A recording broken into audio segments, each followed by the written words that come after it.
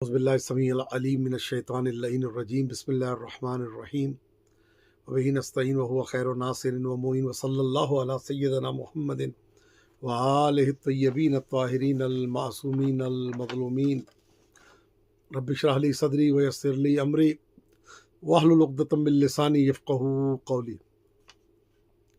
ماہ مبارک رمضان کی آمد ہے اور بہت جلد ہم مہمانی پروردگار عالم میں شامل ہو رہے ہیں۔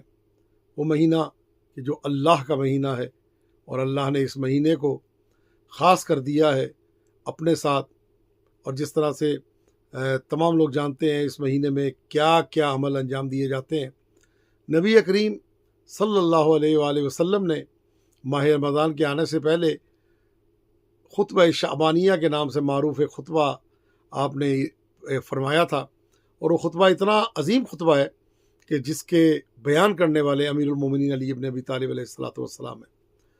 ان امیر المومنین آپ فرماتے ہیں کہ رسول خدا صلی اللہ علیہ وآلہ وسلم نے خطبنا ذات یومن، ایک دن ہمیں خطبہ ارشاد فرمایا، اور آپ نے فرمایا فقال ایھا الناس، اے لوگو تمہاری طرف وہ مہینہ آ رہا ہے جو شہر اللہ ہے، جو اللہ کا مہینہ ہے، اور وہ کیسے آ رہا ہے؟ بالبرکہ والرحمہ والمغفرہ، برکت لے کے آ رہا ہے، رحمت لے کے آ رہا ہے، مغفرت لے کے آ رہا ہے۔ شہر ہوا عند اللہ افضل الشہور، یہ وہ مہینہ ہے جو اللہ کے نزدیک افضل ترین مہینہ ہے، یعنی مہینوں میں افضل ترین مہینہ ماہ مبارک رمضان ہے۔ وایامہ افضل الایام، اور اس کے دن افضل ترین دن ہے۔ ولیالی افضل اللیالی، اور اس کی راتیں افضل ترین راتیں ہیں۔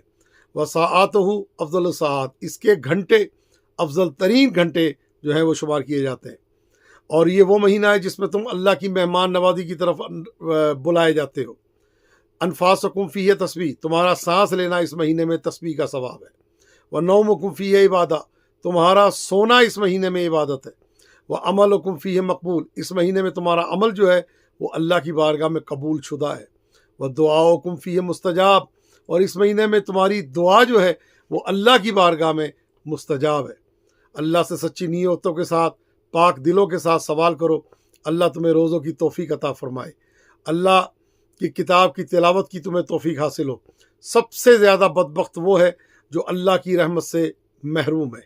اپنی بھوک پیاس سے قیامت کی بھوک پیاس کو یاد کرو، فقیروں کو صدقہ دو، اپنے بزرگوں کی عزت کرو، چھوٹوں پہ رحم کرو، صلہ رحم کرو، اپنی زبانوں کی حفاظت کرو۔ جو حلال نہیں ہے اس سے اپنی نظر کو دور رکھو، جو حلال نہیں ہے اس کے سننے سے اجتناب کرو۔ یہ وہ خطبہ ہے جو پیغمبر اکرم صلی اللہ علیہ وآلہ وسلم بیان فرما رہے ہیں۔ آپ فرماتے ہیں لوگوں کے یتیموں پر احسان کرو تاکہ تمہارے یتیموں پہ احسان کیا جائے۔ اس مہینے میں مخصوصاً یتیموں کا خیال رکھو، ان کو راشن لے کے دو، لیکن وہ راشن نہیں جیسے آج کل ہمارے یہاں دیا جاتا ہے، تصویریں بنائی جاتی ہیں اور کیا کچھ کیا جاتا ہے، فوٹو سیشن کیا جاتا ہے، وہ نہیں۔ راشن دو، ان کو ان کی خدمت کرو تاکہ تمہارے یتیم، ظاہر ہے اول و آخر انسان نے جانا ہے، تمہارے یتیموں کے ساتھ جو ہے وہ ان پہ احسان کیا جائے۔ اللہ کی بارگاہ میں گناہوں سے توبہ کرو، اس بارگاہ میں دعا کے لیے ہاتھ بلند کرو۔ نماز کے اوقات میں اس لیے کہ افضل ترین اوقات اللہ کی بارگاہ میں جو اللہ اپنے بندوں کو محبت کے ساتھ دیکھتا ہے وہ نمازوں کے اوقات ہیں۔ پھر آپ نے فرمایا اے لوگو تمہارے نفوس تمہارے اعمال کے مرہون منت ہیں، تمہاری کمر پر بہت وزن ہے، ان کو ہلکا کرو استغفار کے ذریعے۔ اور پھر آپ نے ارشاد فرمایا جو بھی ایک کو افطار کرائے گا اس کو ایک آزاد کرنے کا، ایک قیدی کے غلام کے آزاد کرنے کا ثواب ملے گا۔ گناہوں کی مغفرت کو حاصل کرو، جو با اخلاق ہوگا اس ماہ میں اس کو پورے صراط سے گزرنے کا جواز مل جائے گا۔ یعنی اپنے اخلاق کو اس مہینے میں مخصوصاً اچھا رکھو، گالم گلوچ سے، بد عملی سے، بد کرداری سے، بد عقیدتی سے اور بد گفتگو سے، برے اخلاق سے بچو۔ اس کے بعد آپ فرماتے ہیں کہ یہ جو اس مہینے میں با اخلاق ہوگا اس کو پورے صراط سے گزرنے کا جواز مل جائے گا اس دن جس دن لوگوں کے پاؤں پورے صراط پہ لڑکھڑائیں گے۔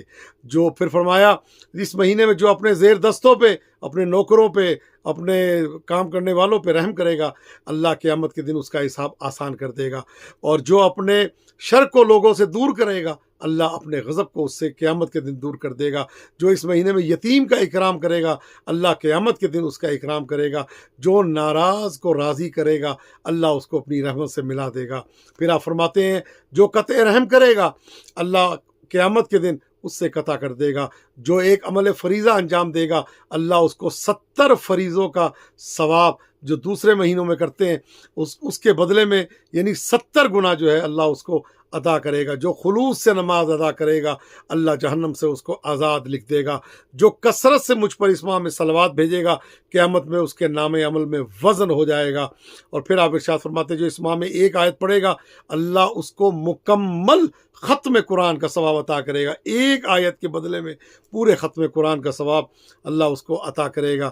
اور پھر آپ نے فرمایا اے لوگو ابواب الجنان فی ھذا الشہر مفتحہ، یاد رکھو اس مہینے میں جنت کے دروازے کھل جاتے ہیں، اور دعا کرو اللہ سے کہ وہ اللہ تم پہ وہ دروازے بند نہ کرے۔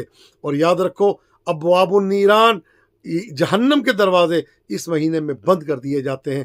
اللہ سے دعا کرو کہ تمہارے پہ وہ جہنم کے دروازے کھل نہ جائیں۔ والشیاطین مغلولہ، یاد رکھو اس مہینے میں شیاطین کو زنجیریں ڈال کے جو ہے وہ قید کر دیا جاتا ہے۔ فاسألوا ربکم، اپنے رب سے سوال کرو کہ اللہ ان کو تم پہ کبھی مسلط نہ کرے۔ امیر المومنین علی ابن ابی طالب علیہ الصلوۃ والسلام فرماتے ہیں پیغمبر کے خطبے کے بعد میں نے کھڑے ہو کے پیغمبر اکرم سے ایک سوال کیا، ما افضل الاعمال فی ھذا الشہر، یا رسول اللہ اس مہینے میں افضل ترین عمل کیا ہے کہ جو اس مہینے میں انسان کرے اللہ کی بارگاہ میں مقرب ہو؟ افضل ترین عمل آپ بتائیں کیا ہے؟ تو آپ نے فرمایا یا ابا الحسن افضل الاعمال فی ھذا الشہر الورع عن محارم اللہ، افضل ترین عمل یہ ہے کہ انسان اس مہینے میں حرام سے بچے، اس مہینے میں اپنے آپ کو حرام سے بچائے، یہ افضل ترین عمل ہے۔ خطبہ شعبانیہ ہے، اس کے چند اہم ترین نکات میں آپ کی خدمت میں پیش کرنا چاہتا ہوں۔ پہلا یہ کہ اپنے نفس کو پاک کرو، دوسرا تلاوت قرآن، ہر آیت کے بدلے میں ایک ختم قرآن کا ثواب، محرومان پہ صدقے کا حکم دیا گیا، قیامت کے لیے زاد راہ کو چنو، اس مہینے میں پل صراط سے عبور کا ذریعہ ملے گا۔